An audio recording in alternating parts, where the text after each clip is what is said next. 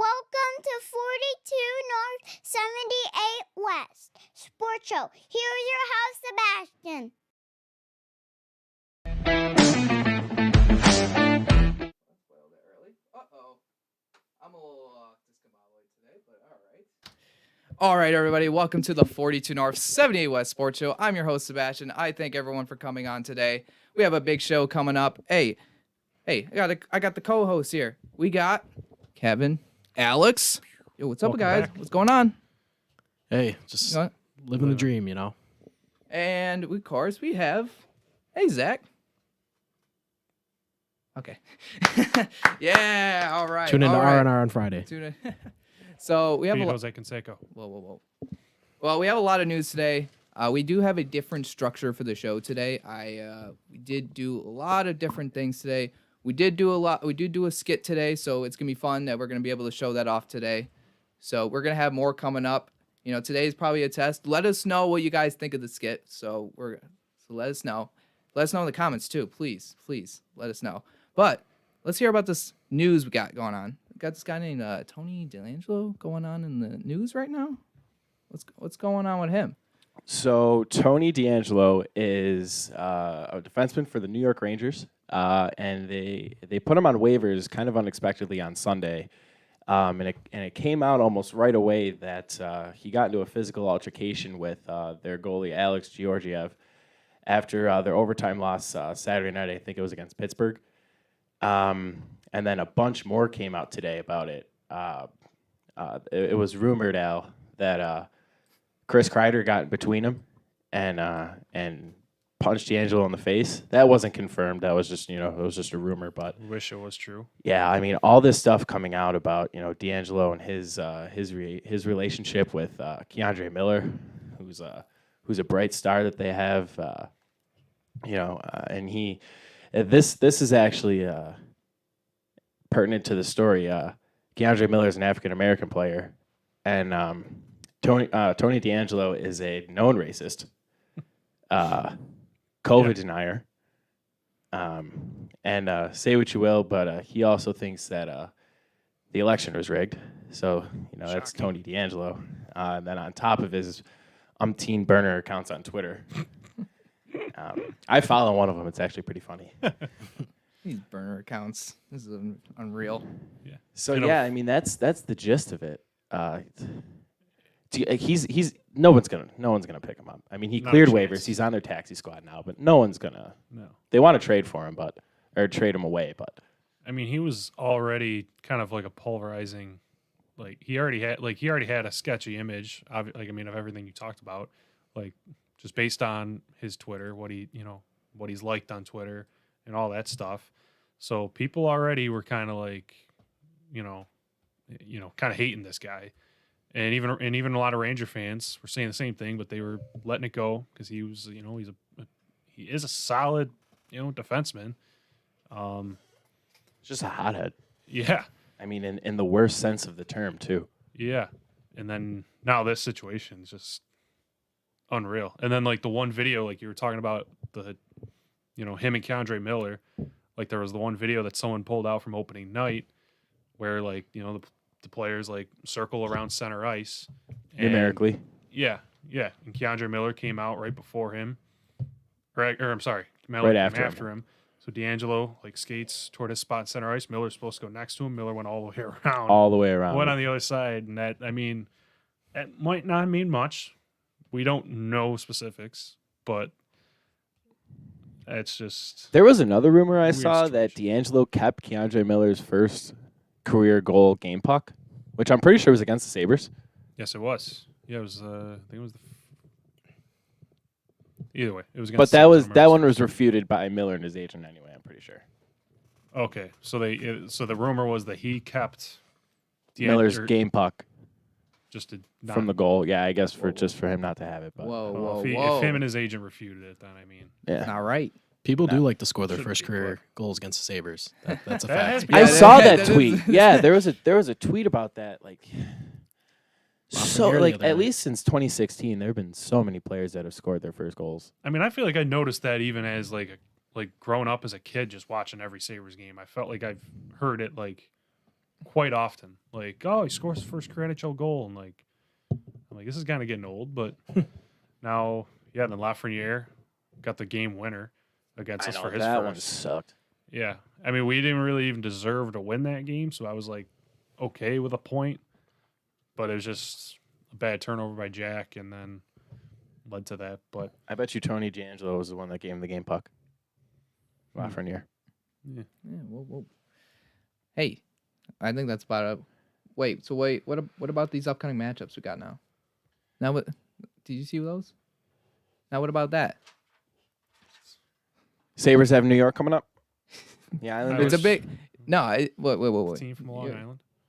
Whoa. What? We That's talking what they about come up. reverse retro. What? Oh, those are the reverse retro games. I'm a little off a little bit sorry right now. Yeah, That's another thing. That's a to little that's week. another thing to look forward to. That's though. another thing to look forward to. But I am a week ahead right now. Yeah. Certainly something to look forward to, though. Yeah, but it is a week. Well, it's not like we're gonna be like the Toronto Maple Leafs. Like Those when I'm are hearing the ugly. radio, and then they're all complaining about their jerseys.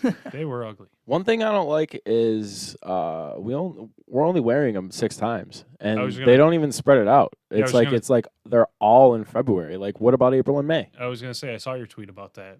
I don't know why. Like they didn't even like. We had what 10 game or like 8, 9, 10 games in the month of January, and then they're just gonna put them all in February and then beginning of March, and then I don't understand that.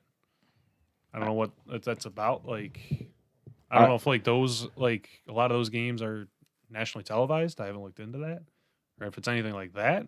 But that's the only thing I could think of. Other than that, I don't know why they just bunch them together like that. Yeah, it doesn't make sense to me either. Because I would prefer them just to, if you're going to do it only 6 times, it's fine, but like spread them out just so I could be like, look forward to those games kind of just to see those jerseys again. But like you bunch them up, like it's going to they'll get repetitive. Not that I'm not saying I'm going to get old of the jerseys, but like. I guess the only thing I can think of is that all the teams are only wearing them in February and early March. But because they all just started wearing them, this weekend. Yeah. Yeah, that's right. I don't know. Yeah. I'm stumped by that one. I don't know. The NHL doesn't really do a lot of smart things quite often. They tend to kind of just do things that don't make time. But it's okay, whatever. It's fine. It's the It's NHL. fine. It's They fine. do what they do. Hey, so we got the Rangers coming up, right? Islanders. Oh, the Islanders, Islanders. Jeez. yeah. Oh my goodness, I am all over the place today. Islanders. Tuesday, Where are Thursday they? set with the Islanders Where are in they? New York. Where are they ranked right now? The Islanders actually are They've kind of struggled so far, haven't they? right behind us. Okay. Oh, great. They're 2 points behind us. We got the 4 spot, don't we? Yeah. No, we're down in 6th now. Oh, great. After we Yeah, played we on were in the Sunday, everyone else playoffs, played and yesterday. then, And Mm-hmm. Jersey won again. Pittsburgh won again. Yeah, I mean, we even woke up on Sunday and we fell out of our spot because Pittsburgh played late that night and they jumped us again. But still a long way to go. A lot of hockey left. This will be a huge 2-game set with the Islanders. The Islanders, I'm not gonna buy the fact that they've kind of struggled so far. They're always gonna be tough to play against with Barry Trotz. They just finished up a road trip. They were 0-3-2. Okay, wow, that's. I mean, that's not to refute your point. That's just Yeah, no, I hear they you. are Yeah. struggling. That's rough, but yeah, they're always gonna be tough to play against. We got to come ready to play. They need. I mean, it's tough. Like, I don't know. We've been at least like splitting a lot of these 2-game sets. Besides the opening 2-game set against Washington, we've split a lot of them. But the problem is the games that we've won, we've usually won them in overtime or shootouts. We're giving our division opponents another extra point. point still. Yeah. So You can't keep winning games in the shootout, especially this season. Every regulation and overtime win is going to be important. Yeah, like And- with this recent 2-game set with the Devils, like okay, like we split. We won one, they won one, but their win came in regulation. Ours went to a shootout, so they ended up with more points than us this weekend. And I really don't think you can keep splitting sets. No, you and, can't. and expect to keep pace because Washington still hasn't lost in regulation. That's right, Philadelphia's got just as many points as them. Boston found their stride. Mm. They're not winning right now. I mean, they're playing Washington, not winning right now. But then Pittsburgh's winning still. New Jersey still looks good. I mean, it's the division's as advertised. It's tough. Yeah. So you can't keep splitting sets. You have to start sweeping a couple of them. Yeah. And I haven't been too encouraged with the way we've played the last few games, despite coming away with a point in that second Rangers game and then 2 points against the Devils. Yesterday's effort was frustrating. They got to get better 5-on-5. Yeah. I mean, Darlene even said it himself. It's good that their special teams is better this year. They found their stride again. Mm-hmm. The power play looks good again. But yeah, you're absolutely right. They have to get better 5-on-5. Yeah. They have to start finding secondary scoring again too. Yeah, and it seems to be, not to cut you off, but it seems to be like the stall line doing most of it now. At least kind of against Jersey.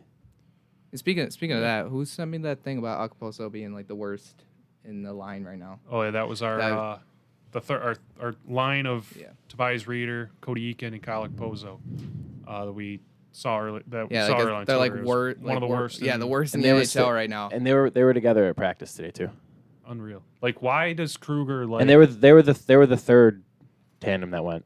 That's my thing with Kruger is he'll ride it out with that line. It's your boy. But then he still moves around our other top six lines. Like he'll create I don't know. Like I mean I know. Well, Reinhart was out, so you had to break. He could be back too. He's traveling with the team. Thank God. Yeah, he didn't practice today, but I read a report that he could be back. Thank God, because he's been like our best player so far. He's been phenomenal. But Middlestat skated with Eichel and Olofsson, so it makes you wonder if he's going to play with him tomorrow if Reinhart can't go. Mm-hmm. But speaking of Middlestat, which it could give him a boost playing with Jack. It could. He needs it. Which I was saying. Speaking of Middlestat, I liked the way he looked yesterday too, though. That was pretty encouraging to see. I mean, at worst, he's at least definitely better than Tage Thompson. Yeah. Like, he needs to be in the lineup over Tage Thompson, period. Like, Middlestat is a smaller guy, doesn't bring much physicality. Thompson's a lot bigger, but he doesn't bring much physicality either. He's the softest 6'5" player I've ever seen. And they called up CJ Smith to the taxi squad, so it's like they could insert him instead of Thompson, at least as the extra forward for now. I've swing him in every once in a while. I've been wanting to see CJ Smith in our lineup for a while now. For a few years, ever since he was like an NHL All-Star a couple years ago. Like, at least he's got some offensive touch. Like, that's what I've been asking for our bottom six for years now. It's just a little bit of offensive touch. Absolutely. Hey, so, Alex, your boy Ralph Kruger, your favorite manager, or your coach, actually, not manager, coach, right? Jeez. Coach. Oh my goodness, coach. But so Zach, I heard there's a new segment coming out. Should we promote? Should we announce it today, or should we show it today? Yeah, let's do it. Oh, okay. Let's do it. We'll be right back. We're gonna do a quick thing. We're gonna do Zach's Quake take Quake. Jeez, I am all over Zach's take Quake. Let's show the masses. Show the masses. Welcome to the first edition of Zach's Take Quake. I am Zach Kamich, and I'm gonna get right into it because you want to hear this. Lindy Ruff should be coaching the Buffalo Sabres. There you go. I said it, and here's why I think it. New Jersey was in town for 2 games over the weekend, and they showed that they are not the team of the past. The New Jersey Devils have historically been a trap team, very boring, goaltending defense, but not under Lindy Ruff. They showed they're very young, they're talented, they have speed, good defensemen on the back end that can also jump into the play. Who does that remind you of? Another Lindy Ruff coach team that was super skilled, dynamic up front, young, talented on the back end. They had much better goaltending. Sounds like the 05-06 Sabres, huh? New Jersey has the potential with forwards like Jack Hughes, Jesper Bratt, you're thinking Miles Wood, Pavel Zacha, and players like that. They could have something there if they all bring it together. Lindy's always been an adaptive coach to the roster that he's got. I've already talked about the 05-06 Sabres. Also, when he coached in Dallas, for the 4 seasons in Dallas, he made the playoffs 2 years out of that with Jamie Benn, Tyler Seguin. The list goes on there. Ben Bishop in goal. He had that Ryan Miller-esque goaltender and did very well there, including one of those years they had 109 points. Now, that season, I think it was either 2017, I think it was, or 2015 or 2017, one of those. Washington had 120 points, so they didn't win the President's Trophy, but 109 points in the NHL, that'll win you the President's Trophy a lot of the time. And that was a Lindy Ruff coach team. And then he was an assistant coach for the New York Rangers until New Jersey hired him, which Buffalo didn't even give him a fair shot. Now, say what you will about Ralph Krueger. I wanted the Sabres to hire Ralph Krueger the entire time. I wanted them to go with the European coach. I wanted all that. But now that, and I'll give it to you, he's got a small sample size. The COVID year hasn't really had a full season of coaching, but there's no reason why Lindy Ruff couldn't have taken this team, especially with Jack Eichel. He may not have gotten Taylor Hall because that was all Ralph Krueger, but with Jack Eichel and Sam Reinhart and some of the other players that we have, even he would bring Ristolainen to his best. I think Lindy should be the coach of the Sabres. And with that, that is my first take. Quake. We'll see you next week for more.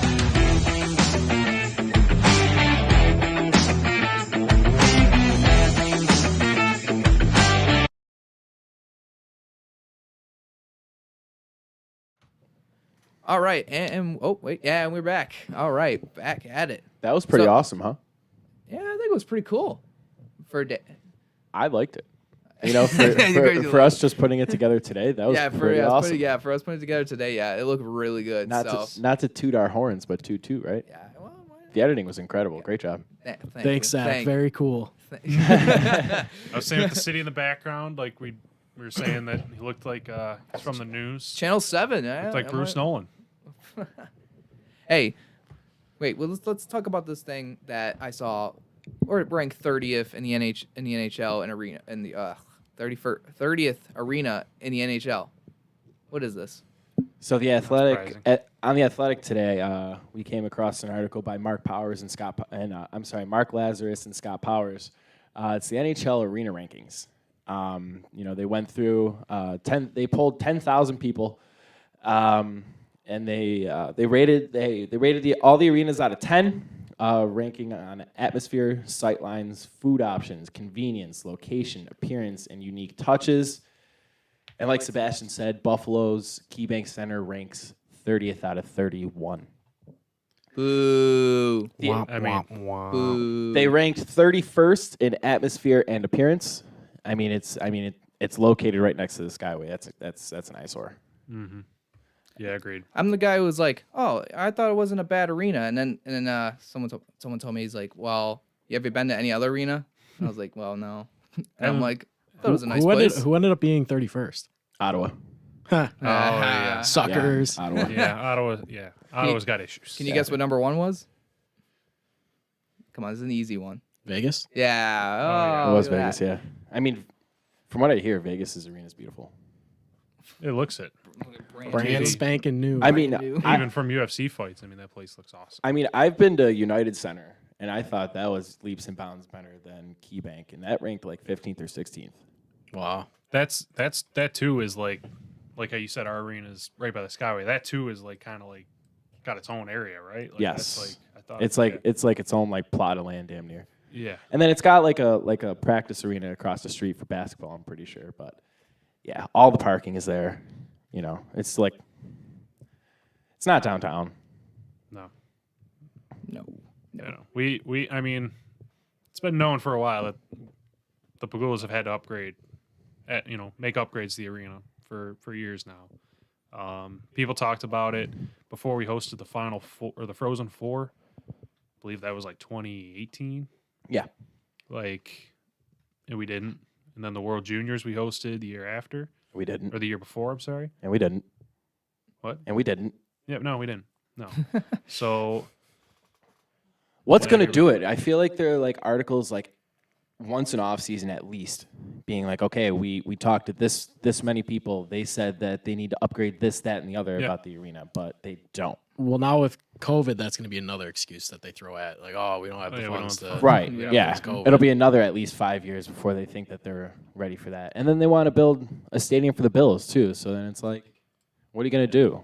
Like, you're not going to get public funding for that. I don't think. Where the money goes? You might have to try to though. That's the thing with Yeah.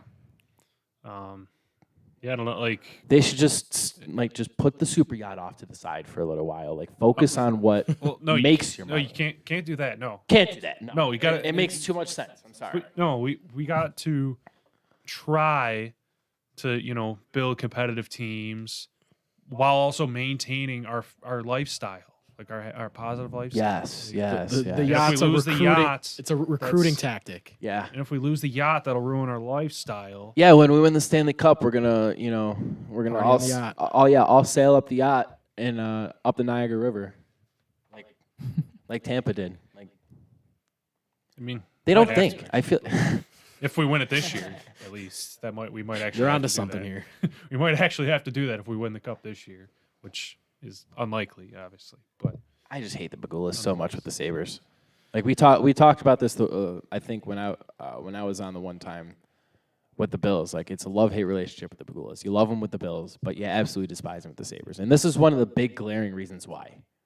Yeah, and I mean it's like, of course, I understand that they're going to use more resources toward what's going to bring in more money. And what does bring in more money is the Bills. Obviously, that's the NFL. Like that's your big time money making business. But it's just there's just such a drop off in care, and like you could see it. Like there's just a huge drop off in how they treat the Sabres and the Bills, like in comparison. Like it's not even close to the same. And if it takes turning the team around, making them competitive and making more money, selling out the arena for them to, have the revenue to upgrade the arena, then they should have been, really on that, Mm-hmm. I mean, and it's fair to say that, when Kim said they trusted the wrong people, that's fine. Mm-hmm. It seemed like Botterill was always like a fast talker, salesman type. But, and then you trust, who was it, Jim Rutherford in Pittsburgh that he came from? Oh, yeah. Yeah. They were trying to, he gave him, glaring, he gave him great reviews and all that, saying, telling the Bagulas, oh, yeah, hire him. And then you trade away O'Reilly for a bag of pucks, essentially. Because, now, like we were saying, Thompson doesn't look very good, so.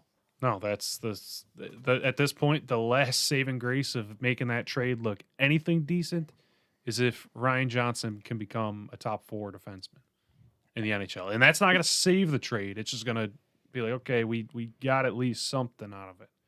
And then we can upgrade the arena. And then we could, yes. Then we can. Then we can do it. Then we can. Yo, but how about this MLB proposal? How about that? Oh, you don't like it? Go ahead, Al. What don't you like about it? So, okay, I can live with most of it. Of course, the universal DH, 100%. Make that a thing, please. We've been asked for years. Nobody wants to watch pitchers hit anymore. It's just no. What do you mean? It's the most exciting thing when a pitcher hits a home run, though. Yeah, that happens how many times a year, Sebastian? You might have a better chance of winning the lottery than seeing a pitcher at home. Oh, come on. Yeah. How many times does that happen? A lot. Not a lot. A lot. Not a lot. So Madison Bumgarner every 50 at bats, and then Clayton Kershaw here and there. Yeah, it's like it does not happen a lot. So universal DH. That's the one thing of course, that I like about it.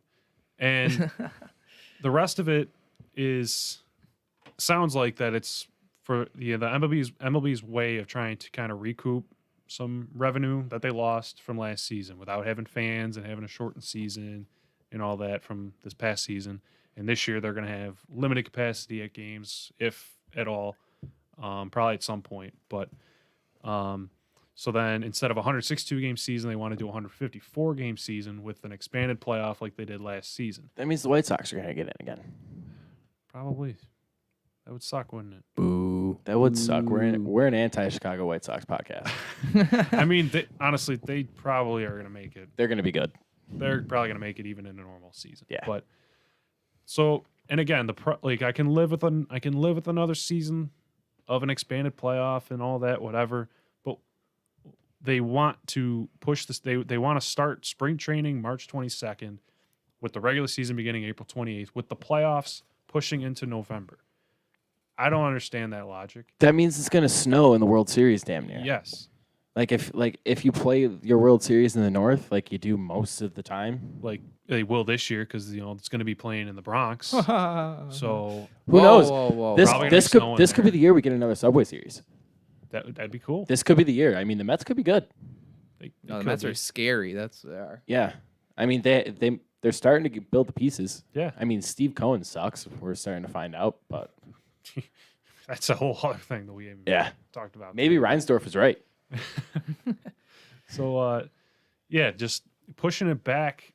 I don't understand that. Like you can, the 154 game season works with the expanded playoff because you can end the season. You could, if you do it normally and you start at the beginning of April, the regular season can end just like it did last year. Toward the end of September. You start the playoffs like a few days later, end of September, and then it ends end of October, like a normal season. So now you're just going to hold off, go even longer into November, where that's more time that you have to compete with the NFL, the NHL, and NBA, which I understand this is the playoffs and the World Series, but you're definitely not beating the NFL. I don't think you would beat the NBA either. And You may or may not beat the NHL. I think you could, most of the country at least. It's just like a struggle But- with like MLB always struggles to bring in fans and keep fans, interested. So like Alex was saying, like when you're competing with all the other major sports, and you have your choice of what you're going to watch. Yeah. Like, It's good in the summer because I was gonna that's say, all yeah. you got is a baseball game. And personally, and I know you guys are going to agree, I love going to a baseball game in the middle. of 100%. summer. Oh yeah. absolutely. There's nothing like a hot dog and a beer, bag of peanuts. Watching Absolutely. a baseball game, have it be 75 degrees, sunny. There's nothing like it. Nothing like it. Absolutely. That's the thing. Yeah. Summertime baseball rules the summer. Like that's it. Yeah. Like, they rule the summer. Like they have all the summer. And then, they have the playoffs come October, November. And that's how they got to sell people on is that the fact that it's the playoffs and this is win or go home. Like this is the season on the line. But like, I don't know. I just don't understand pushing it back. The But MLB PA is going to win every single time, though. Oh, 'cause yeah, I mean, they're- They are the players. They got to play. yeah. Oh yeah. Yeah, and And I take the player side 90% of the time when it comes to. I mean, how long it took them to the do that? base. It took them quite a while to do the COVID, deal to try to get the season Yeah, going last year. I mean, trying to get this season going, it's another, battle with the PA and the MLB. It's pretty much the same cycle every year, but Manfred sucks. That's what it comes Does down suck. to. yeah. I mean, yeah. he's the worst. who gave He him that doesn't even job? like baseball. How do you get? Here's my question: how do you become a commissioner of a sport? You get Like, how I do you think get that job? You You get get appointed? really wait. You You get voted you by get- the owner. yeah. I'm pretty sure. You get voted in, But I and don't you gotta know be what really I don't know what his job was before he was commissioner, or even like deputy commissioner, who was basically like the vice, commissioner, I guess. I don't even know how you get to that position because it's not like he was an owner or anything like that, and that was just like, oh, I'm gonna sell the team to someone else. I'm gonna take this position. Like I don't know how they get those jobs, but Yeah, because whoever gave Manfred the commissioner job, just they dropped the ball. Dumb. They dropped the ball. He definitely Terrible. knew somebody with a lot of power. terrible. He doesn't even like baseball. He called the trophy just a piece of metal Yeah, to justify not punishing the Astros even more for cheating. Hey, I mean, I know we don't have a lot He of sucks. I know we don't have a lot of basketball fans in here, but we all could agree that Adam Silver is the best commissioner in major 100%. sports. Yes. He easily- 100%. He easily is. Yeah. And Easily is all he number has to one. do is just keep the NBA afloat at this point because Yeah. Goodell sucks. Batman's always been terrible. They have done some good things in the NHL, but overall he's been terrible. And then Manfred, And there's still even quite a bit that you could probably complain about Adam Silver for. but it doesn't come close No, it to doesn't. anything of No. Manfred and Bettman, especially, and then Goodell. Goodell. Good old Goodell. What a clown Goodell is. What a clown. I'm ashamed that he's close from here. He's a couple hours away. He's in from Buffalo. Rochester. Or Jamestown, no, Jamestown, Jamestown yeah, right Jamestown. now. Jeez. They Who can we- keep who him. we hate. Jamestown can Yeah, keep Jamestown him. can keep Yeah. They could have him. We don't like Jamestown. We are a pro frontier podcast. Go Falcons. Triple option football, baby. Anti Jamestown. Well, I think that almost wraps up our show. There are like a few more things we do want to add on. Now, we're going to mention real quick that David Pedroia has announced that he has retired from baseball. David Pedroia may have retired from something, but not baseball, because we're talking about Dustin Pedroia. Oh my goodness. I am like really messed up today. But to be honest, Sorry. I thought he's been retired. So like here in the Yeah. city, Well, yeah, no. he's missed. Sorry about him, guys. Sorry We're, to- we're Sorry. sorry about him. If there's a David Pedroia out there, we're sorry. He's missed. David. But to get back to it though, he's missed full seasons. Yeah, so You know, it so feels like and I he- think multiple seasons recently. So that's why it feels like That- he just hasn't I played. was gonna say that's why when the news came out, I was like, oh, like I just kind of like didn't that happen 2 figured. years ago? Yeah, I kind of figured it already happened. Like he was still like in the organization technically, like when he was still under contract when they won the World Series in 2018. Like, and I forgot he even existed until like I think Jared Carabas like talked about him like a couple off seasons ago, and I was like, oh my god, Does he like, have he's 2 still rings? a thing? He's Like, got 2 rings, right? I think he was there in 04 too, wasn't he? Yeah, he was. I think he was there I during. I don't the think he was there that He was long there. ago. No, he no, was no. there. He was definitely there in, No, in the 2012. Yeah, 2012 and and then And then 2018, he would have had to have been there if, even if he I didn't think play. he probably got a ring for that. Yeah. Yeah, I think Yeah, he was still on he the was- team. I mean, yeah, he was Yeah. on the roster. Yeah. he's got 2 rings. Yeah. We Can't hate him. Man. Can't hate him for that. Come on, Oh, the man's got 2 rings. I hate him. Okay, you guys can hate him. One more thing. If I I'll had, just- one more. if All there right. was I'll if there just was go ahead some and Red hate Sox him. I was forced to not hate, I suppose I could pick him, but No, it's hard to Uh, like any Red Sox. One more thing we can add. I like is- Pedro. Whoa. No, God no. One more thing we could add is there was a tweet that was put out that Matt Milano will definitely be looking for top dollar as a linebacker, because he's gonna be an unrestricted free agent. It's gonna be a very, very tricky situation because of the cap. We're gonna have to pay Josh Allen because there was a poll. Do we extend Josh Allen's contract now? I'm like, yes, Yes. yes. Mhm. Give him. Yes, he Do it deserves the now- money. you Give him do the it money. now before it's even higher after next season. Yep. Potentially. Yeah, and Matt Milano, I think, is honestly worth almost 9 to 8 million a year. Well, Brandon Beane made a good point in his press conference, end of year press conference, that he should probably play a full year first. Yeah. You know, he seems to get hurt every year.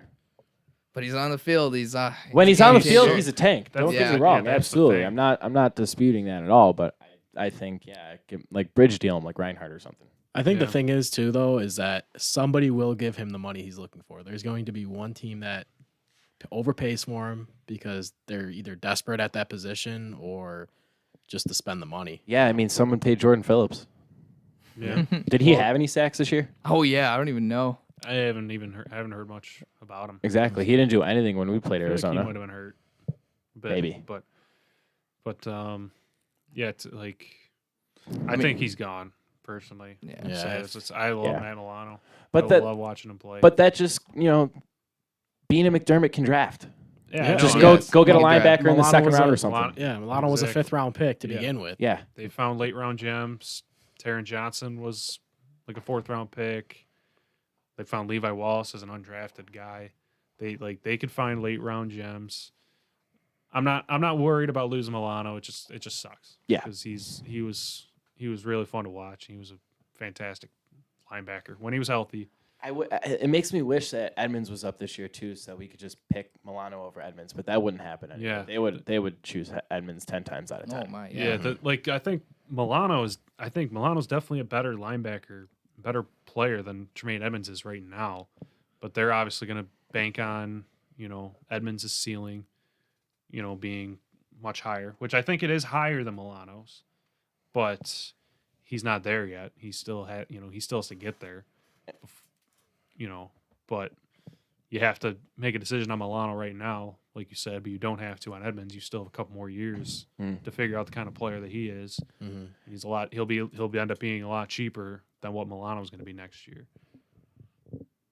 Just give Allen his money. Sucks. That's all I want to know. It's going to be Yeah. an important draft coming up. Oh, 'cause yeah.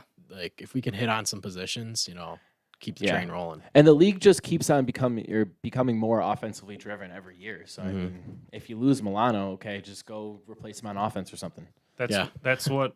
So Joe DiBiase talked about that Saturday morning, and I was listening, and he said like there's pretty much 3 options for the Bills this offseason. Because obviously the mindset right now, the goal is, or what you got to be thinking is, how do you beat the Kansas City Chiefs? Do you continue to add more offense? Do you get another dynamic playmaker? Do you bring more speed to your offense, which I think is something that they really need? 2, do you try to, kind of revamp the defense? Do you try to be like, all right, how do we get just a couple more stops? How do we just stop Mahomes just a few more times so we can win that game? Or the third option is kind of just like a little bit here, a little bit there on both sides. I personally would rather, I say continue to build the offense. I say you got to try to outscore them. Yeah, because I don't think there's a lot you can do on defense is that you're going to be like, oh, yeah, I'm confident we can stop Mahomes. Right. 'Cause you might need a Pro Bowl defense. Like every player, be a Pro Bowl caliber player to stop Patrick Mahomes. And I was listening to Pat Moran's podcast last week, and he was saying about how the offense should also be upgraded too, like especially a tight end. Tight end's a glaring position of need. For sure. Dawson Knox isn't it. I thought he was going to be a sleeper this year. I took him like really high up in drafts this year. I thought he was going to be a sleeper because he's proven that he got hands. He's proven that he can catch the ball. He makes He's the just tough. little- He makes the tough catches. Yeah, he makes the cuff touches, but makes the tough But if ones he's that wide sh- open in the middle, he drops it. Yeah. He's a It's a- fine number 2 tight end if you Yeah. have some 2 tight end sets, but Yeah. not the number 1 guy. The thing is, though, if we draft a tight end, I mean, we're not running a lot of 2 tight end sets, though.